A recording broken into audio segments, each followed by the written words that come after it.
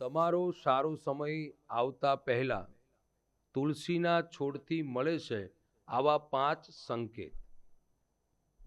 વાલા ભક્તો, આપ બધા જાણો છો, હિન્દુ સંસ્કૃતિમાં તુલસીના છોડને મોટી અને આજ્ઞતા આપેલી છે, યોગ્યતા મોટી આપી છે.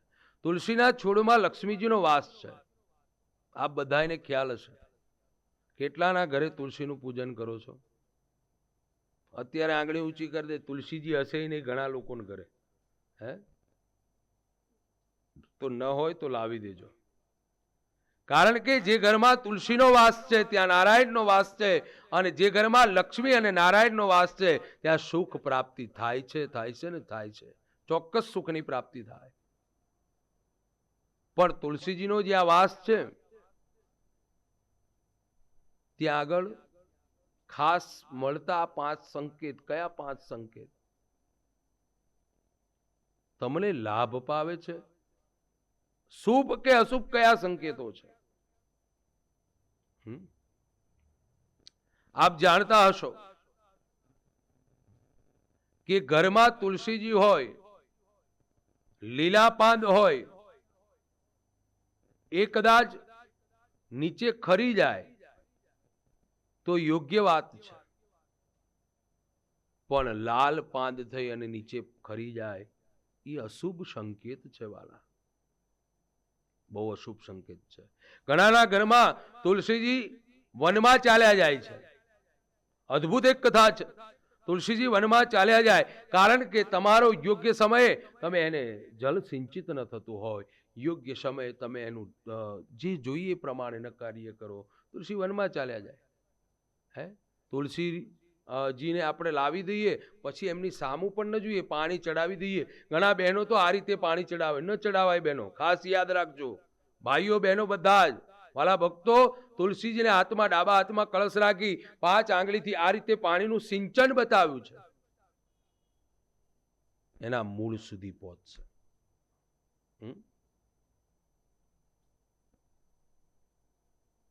તો આપ આ રીતે તુલસીજીનું પૂજન કરો. કદાચ આપણા ઘરમાં તુલસીનો ક્યારો છે, તુલસીજી છે, અને લીલાને લાલ પાન થઈ અને ખરવા લાગે એટલે એનું એક સંકેત એવું અશુભ છે કે ઘરમાં ઝઘડા થશે, કોઈ મોટી બી તકલીફ આવવાનું સંકેત આપે છે. શાસ્ત્ર કહે છે, હું નથી કહેતો. સાથે સાથે તુલસીજી વનમાં ચાલ્યા જાય, તમે લાવો તમારા ઘરે, તમે ગમે તેટલું એનું રક્ષણ કરો, છતાં પણ તમારા ઘરે તુલસીજી ન રહે તો સમજવું કે તમે કંઈક મોટો અપરાધ કર્યો છે અને ખોટું ધન તમારા ઘરમાં, તમારી પેઢીમાં કોઈકને પ્રાપ્ત થયું છે. તો આ બનતું હશે. કયો શુભ સંકેત છે? આપણા ઘરે તુલસીજીનો વાસ છે અને તુલસીજીનું પૂજન કરતા કરતા પવનની લહેર આવતા તુલસીજીનું જે મુખ છે, જે તુલસીજીનો છોડ છે, એ તમારી તરફ નમે છે, તો સમજવું તમારે ત્યાં સારી લક્ષ્મીની પ્રાપ્તિ, ઉન્નતિ થવાની છે. તમારે ત્યાં તુલસીજીનું છોડ છે અને તુલસીજીના છોડમાંથી લીલા પાન કદાચ ખરવા લાગે તો સમજવું તમારા બાળકોની વૃદ્ધિ અને પ્રગતિ થવાના લક્ષણો છે.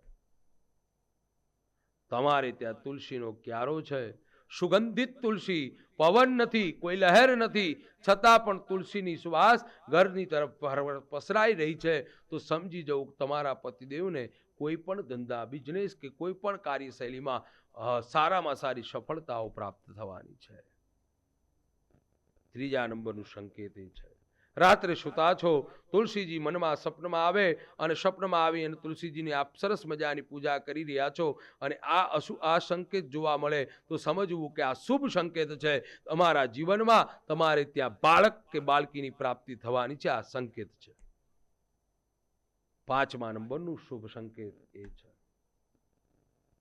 કે લક્ષ્મી અને નારાયણ એટલે શાલિગ્રામ સાથે પૂજા કરી રહ્યા છો અને પૂજા કરતા કરતા તમારું બંનેનું અંતર, તમારી તુલસીજી અને શાલિગ્રામનું થોડું અંતર છે, અને શાલિગ્રામ અને તુલસીજીનું જ્યારે બંનેનું અંતર નજીક થાય છે એટલે સમજી લેવું તમારે ત્યાં નારાયણ અને લક્ષ્મીજીનો વાસ છે, અને જ્યાં લક્ષ્મી અને નારાયણનો વાસ છે ત્યાં શુભ અને શુભ થાય છે.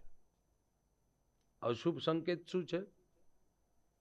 લાલ પાન થઈ અને ખરી જાય તો શું આવે છે? ઘરમાં ઝઘડા થાય, કાર્યશૈલીમાં સફળતાઓ ન મળે, આ બધા થવાના કારણો ઉપજિત થાય છે. સાથે સાથે બીજું અશુભ સંકેત એ છે કે ઘરમાં તુલસીજી ન રહે, વનમાં ચાલ્યા જાય. પ્રારબ્ધથી જોડાયેલી વસ્તુ છે. ખાસ કરી બહેનો એક વાતને યાદ રાખજો કે તમારા જે ઋતુકાળ સમયનો જે 5-7 દિવસ છે, તમારો પડછાયો આ બધા અમુક ઝાડ હોય છે એની ઉપર ન પડવો જોઈએ. આંબો છે, પીપળો છે, અંગેડો છે, પછી તુલસીજી છે, પછી ઘણા બધા વૃક્ષો છે, કદમનું ઝાડ છે, આ બધા વૃક્ષો ઉપર, આ બધા ઝાડ ઉપર તમારો પડછાયો પડશે ને તે વનમાં ચાલ્યા જશે. બિલ્વપત્ર ઉપર તો એનું એ રીતે જતન કરો, કારણ કે તુલસીજી આયુર્વેદમાં પણ ઉપચારમાં પણ આપણને ઘણું બધું આપે છે. અને જે ઘરમાં તુલસીનો વાસ નથી ત્યાં ખોટી આવવાની આવશ્યકતાઓ અવશ્ય હોય છે. તમારા જીવનમાં લેવાની ભાવનાઓ જાગે, તમારા જીવનમાં દુર્ભાવનાઓ જાગે, વ્યસનની ભાવનાઓ જાગે, પણ ઘરના દ્વારની સામે સરસ મજાનું તુલસીજી હોય, તુલસીજીના કુંડ હોય અને સરસ મજાની રોજ જતા આવતા આપણે પૂજા દર્શન થાય. તુલસીજી તમે જો બહાર જતા હોય ને તો તુલસીજીનો છાયો તમારી ઉપર પડી જાય એટલે સમજી જવું ગમે તેવું કાર્ય તમને સફળતા સુધી પહોંચાડવા મળશે. પણ આપણે તુલસીજીનું આપણે સેવા કરીએ છીએ પણ કેવી રીતે સેવા કરવી એ જાણતા નથી. ઘણા પુરુષો એમ કહે કે તુલસીજીનું પૂજન બહેનો જ કરી શકે. અરે વાલા ભક્તો, તુલસીજીનું પૂજન આપણે પણ કરી શકીએ છીએ, કારણ કે એ બહેનો કે ભાઈ એવું કંઈ નથી હોતું. તુલસીજીનું પૂજન રોજે રોજ તમે પણ કરજો.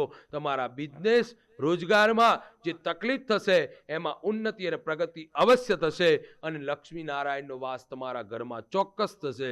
તો તુલસીનું આ પ્રમાણે જતન અને પૂજન કરવામાં આવે તો સારામાં સારા ફળની પ્રાપ્તિ થાય છે. વિશેષ માહિતી પ્રાપ્ત કરવા માટે નીચે આવેલા નંબર ઉપર આપ કોન્ટેક્ટ કરી શકો છો. જ્યોતિષથી માંડી, જન્માક્ષરથી માંડી, કર્મકાંડના કોઈ પણ કાર્ય, કોઈ પણ યજ્ઞ આદિ માંડી અને વાસ્તુશાસ્ત્રથી માંડી તમામ પ્રકારનું માર્ગદર્શન તમને મળશે. સાથે સાથે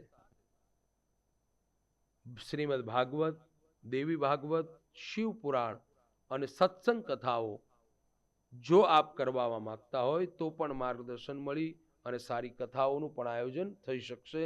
સાથે સાથે આપ મને રૂબરૂ મુલાકાત કરવા માટે આણંદ જિલ્લો, તારાપુર તાલુકો, મોરજ ગામમાં આવી અને મુલાકાત કરી શકો છો. આવતા પહેલા શનિવારના દિવસે તમારે, રવિવારે મુલાકાત માટેનો દિવસ છે, શનિવારના દિવસે ફોન કે મેસેજ દ્વારા મને જાણ કરી અને આપ આવી શકો છો. તો ઘરના દ્વારે તુલસીજી હશે. આ 5 સંકેત આપે તો સમજવું કે તમે સુખ પ્રાપ્તિ કરી શકશો.